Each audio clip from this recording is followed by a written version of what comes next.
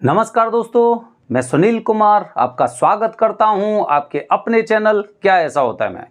दोस्तों, जब हम काल सर्प दोष की पूजा चाहे त्र्यंबकेश्वर या उज्जैन कहीं पे भी जब हम काल सर्प दोष की पूजा करने जाते हैं और जो लोग इंटरनेट के माध्यम से या फिर यूट्यूब के माध्यम से जो लोग मुझे संपर्क करते हैं उनका एक ही सवाल होता है, आपके गुरुजी इतनी ज़्यादा दक्षिणा क्यों लेते हैं। अब उन्हें ज़्यादा लग रही है, मुझे नहीं पता कि उन्हें किस हिसाब से ज़्यादा लग रही है, लेकिन आज मैं अपनी वीडियो के माध्यम से आपको बताने जा रहा हूं कि जब आपको इतनी ज़्यादा दक्षिणा लग रही है ना, तो इसका मतलब यह है आपने एक बहुत अच्छा कार्य किया है कि आपको कम से कम इस चीज़ का आभास है कि लोग कितनी दक्षिणा में पूजा कर रहे हैं, कितनी दक्षिणा लेकर पूजा कर रहे हैं। जैसे कि अगर मैं काल सर्प दोष की पूजा अगर मैं उज्जैन की बात कर रहा हूं तो उसके बारे में मैं आपको जानकारी देने का प्रयास कर रहा हूं। यह वीडियो आपके लिए बेहद ज्यादा महत्वपूर्ण है क्योंकि आप एक उस तथ्य तक पहुंचे जहां पर हर इंसान नहीं पहुंच पाता है कि आखिरकार आपके गुरुजी इतनी ज्यादा दक्षिणा क्यों लेते हैं। ठीक है, अच्छा, इतनी ज्यादा हो या ज्यादा हो उसे आप थोड़ा सा समझने का प्रयास करें क्योंकि शब्दों का हेर फेर भी हो जाता है।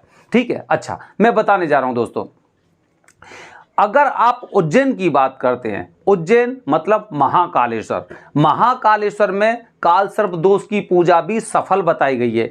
खासकर दो तरह के काल सर्प दोष, दो तरह के, एक काल सर्प दोष वो जो कर्कोटक काल सर्प दोष होता है और दूसरा काल सर्प दोष वो जब आपके काल सर्प दोष के साथ अगर मंगल दोष भी उसमें शामिल है तो वह पूजा महाकालेश्वर उज्जैन में भी सफल बताई गई है।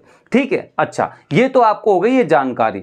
दोस्तों, उज्जैन में नदी का नाम सुना होगा आपने, जो बहुत पवित्र नदी होती है, क्षिप्रा नदी। ठीक है, क्षिप्रा नदी पर अलग अलग घाट बने हुए हैं, अलग अलग घाट बने हुए हैं। आप वहां पर जब भी जाएंगे तो आप देखेंगे वहां पे आप राम घाट देखेंगे, नरसिंह घाट देखेंगे, इस तरह आप वहां पर काफी घाट देखेंगे।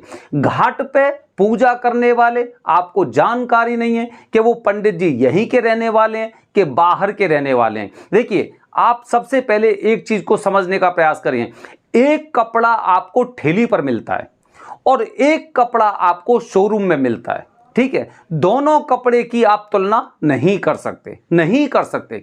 ठेली पर कोई भी इंसान लगा सकता है, कोई भी इंसान ठेली पर, सड़क पर, टहरी क्या बोलते हैं उसे, जो रोड के किनारे जगह होती है वहां पर लगा सकता है। लेकिन लेकिन लेकिन क्या होता है, लेकिन जो शोरूम वाला कपड़ा होता है उसमें और उसकी क्वालिटी में बहुत अंतर होता है और उसके साथ काफ़ी चीज़ें ऐड भी होती हैं क्योंकि जो उसने स्पेस ले रखा है, जिस तरह की वो सर्विस दे रहा है, जिस तरह की वो गारंटी दे रहा है और जिस तरह का वो मटेरियल दे रहा है, वो मटेरियल आपको ठेली वाले कपड़े पर या ठेली वाले जो सामान है वहां पे नहीं मिल सकता।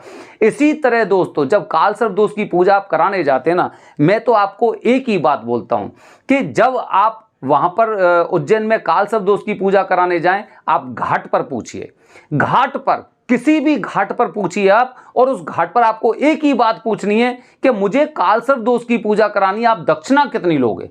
समझने मेरी बात को, गौर से समझना, मैं आपको बेहद जरूरी बात बता रहा हूं। जो लोग ये कहते हैं कि आपके गुरुजी बहुत ज्यादा दक्षिणा लेते हैं, उनके लिए बेहद खास है, बल्कि उनके लिए नहीं, ये सभी लोगों के लिए खास है जिनसे किसी को ये आवाज ना हो, मतलब कोई ये इस मतलब मिथक में ना पड़े कि ये गुरुजी ज्यादा दक्षिणा लेते हैं।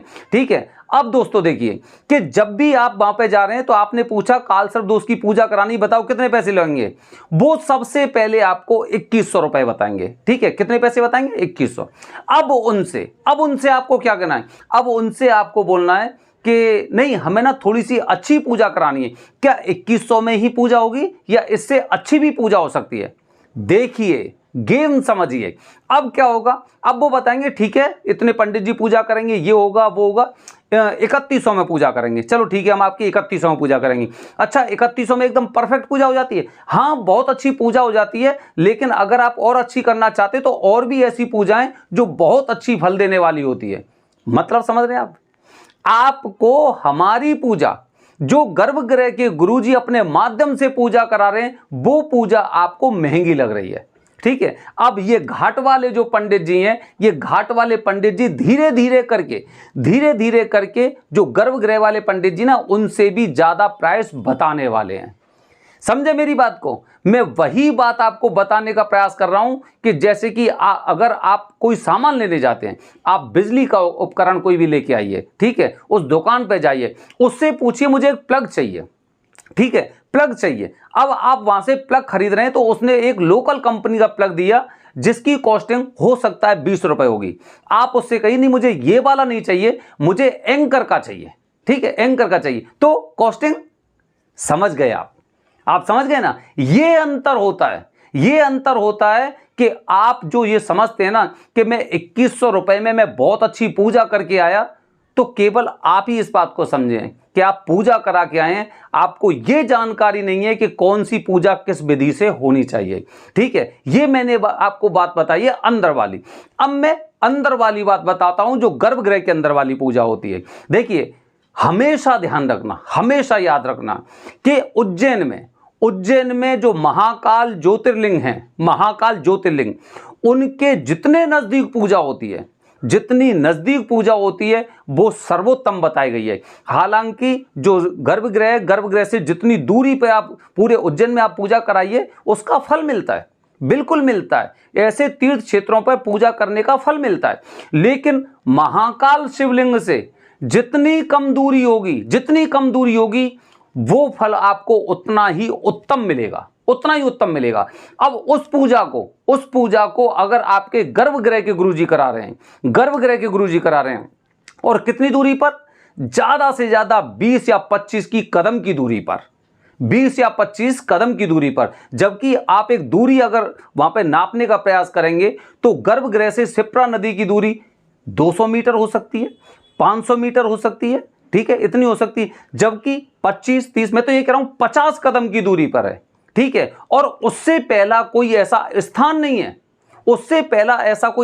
है जहां पे वो पूजा हो सकती है। अगर हो सकती है आप करवाइए, कोई समस्या नहीं है, उसका और भी ज्यादा फल मिलेगा। लेकिन इतने नजदीक पूजा हो रही है, किनके माध्यम से हो रही है? उनके माध्यम से हो रही है जो हमेशा महाकाल की शरण में, उनके चरणों में, उनकी सेवा में लगे रहते हैं, उनके माध्यम से पूजा हो रही है। मतलब इस पूजा के बारे में उन्हें ज्यादा जानकारी है। जो घाट वाले बैठे हुए ना, उनसे ज्यादा जानकारी जो गर्भगृह में बैठे हुए या बाबा की सेवा में लगे रहते हैं, उनको ज्यादा जानकारी है।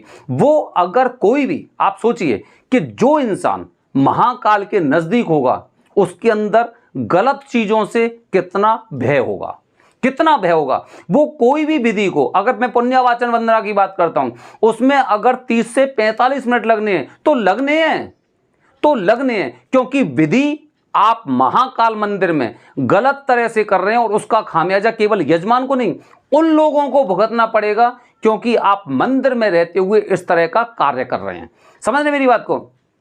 तो गर्भगृह के गुरुजी आपकी एक एक छोटी से छोटी त्रुटि को देखने का प्रयास करते हैं कि यजमान को ही नहीं बल्कि हमें महाकाल के पास रहना है, और वो अगर गुस्सा हो गए, उनका भयंकर रूप हो गया, तो आपको किस तरह की परेशानियों को, किस तरह की मुसीबतों का सामना करना पड़ सकता है। तो उनको ज्यादा डर रहता है, उनको बहुत ज्यादा डर रहता है कि किसी भी कार्य को विधिवत तरीके से करें, एकदम विधिवत तरीके से। हालांकि ऐसे लोग हर जगह मिलते हैं जो शॉर्टकट का सहारा लेते हैं। वो लोग क्या करते हैं, उन्हें पता चलता है कि चलो ठीक है मंदिर में पूजा हो रही है, अच्छा ये गुरुजी इतनी ले रहे हैं, ठीक है थोड़ा सा कम बताइए, थोड़ा सा उससे और कम बताइए, क्योंकि यजमान को जानकारी नहीं है कि भाई कौन सी पूजा कितनी देर की। मैंने पिछली वीडियो के माध्यम से मैंने आपको क्या बताने का प्रयास किया है, पुण्यवाचन वंदना इतनी देर की होगी, कुल देवी की पूजा इतनी देर की होगी, नांदी श्राद्ध इतनी देर का होगा, जो मुख्य देवता हैं उनकी पूजा इतनी देर की होगी, नवग्रह की शांति इतनी देर की होगी, उसके पश्चात हवन और आरती इतनी देर की होंगी। मतलब मैंने आपको बताया, इससे पहले किसी इंसान को पता नहीं होगा कि कौन सी पूजा कितनी देर की होती है।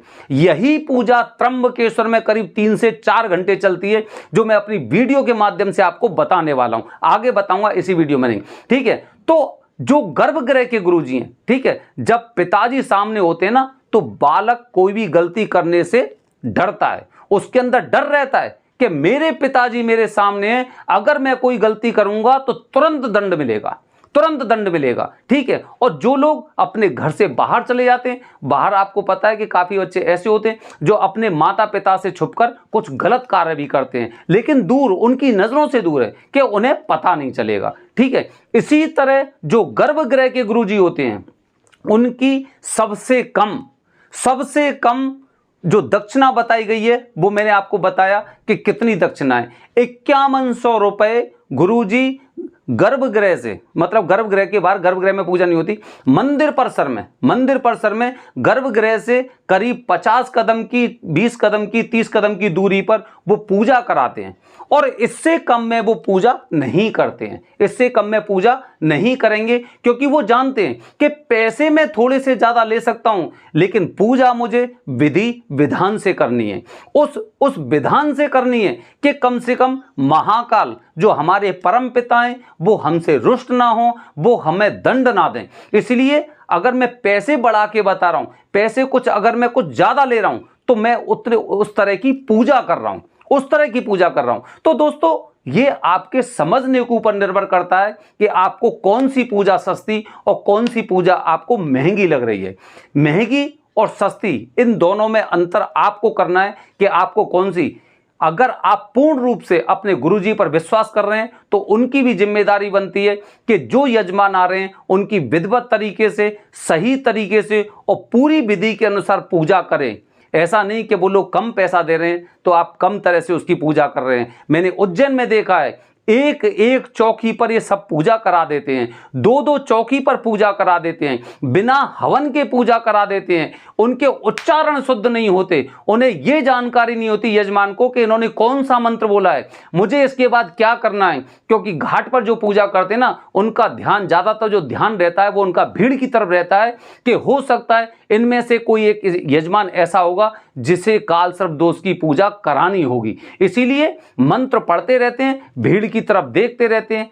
अंतर होता है चीजों में अंतर होता है, आप किसके द्वारा पूजा कर रहे हैं और कैसी पूजा कर रहे हैं।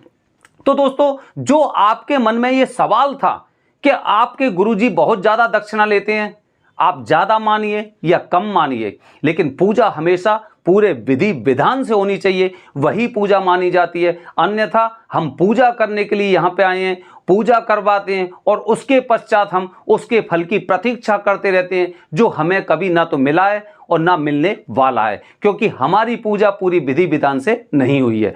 दोस्तों, इसी तरह मैं आपको जानकारी देते रहूंगा। ज़्यादा से ज़्यादा लोगों तक सब्सक्राइब करवाइए हमारे चैनल को, जिससे कि लोगों को ज़्यादा से ज़्यादा जानकारी मिले। हर हर महादेव।